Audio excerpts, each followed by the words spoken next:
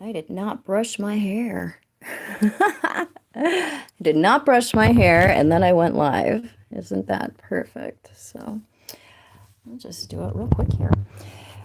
So let's talk about quintiles today. Oh my goodness. I'm not going to take questions. I'll do that after I click off here and go into my membership group here on YouTube. I'll take questions, but I'm going to skip that for today during this segment. So if you do want to ask me questions, then find me over on my membership, in my membership group. So when we're looking at quintiles, we're looking at aspects in the birth chart that confer some amount of uniqueness. We develop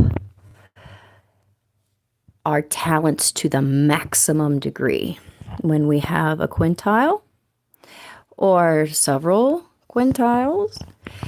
So we're driven to become the best, to practice, to practice, to practice until we master it.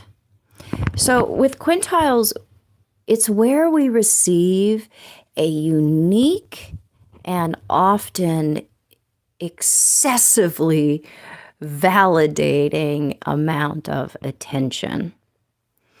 So another funny thing about quintiles is that we are so focused on it that we develop it to the point where we are a virtuoso. It's a point of virtuosity or of practiced perfection.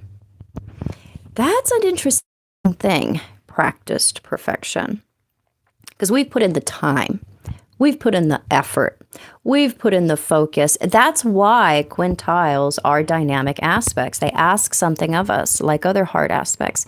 Easy aspects are a given. What's interesting, too, about quintiles is that they pay off on the backside. We do put in the effort. We do the work, and then we get something out of it forever. So it's like a super sextile, and it's interesting too that sextiles and trines are very similar to how quintiles and biquintiles work. Where with a sextile, we have to put in some effort and then we get the payback.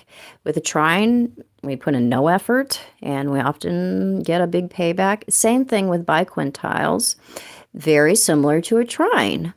So it's the quintile that we didn't have to work for. It's the quintile that we were born with. So it's a gift that we often don't recognize because we didn't have to earn it. And there is a blind spot with biquintiles. Like, what? Why would somebody think I'm so good at something? Or why am I so good at this? I don't deserve to be good at this. And we can have this very strange lack of ownership when it comes to biquintiles. Quintiles, we are very much about owning because we're like, I worked for this. I worked for this. You know who had a lot of quintiles? Prince. Talk about working for that unique brand of validation. He's got very, very interesting quintiles going on. One of the more interesting charts, because I think he even has quintiles to the midheaven, if I remember. I haven't looked at that chart for a while, but a lot going on there in terms of obsessive, practiced virtuosity.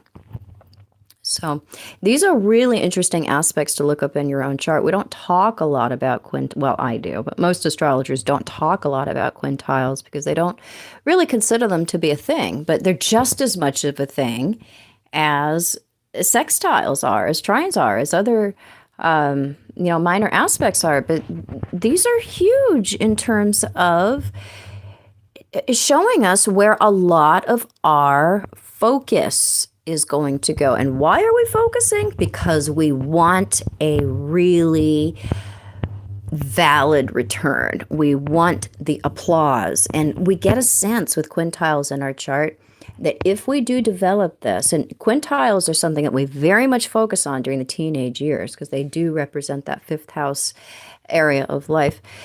When we are really developing ourselves during those teenage years, we're paying attention to what gets us the kind of attention that we're looking for.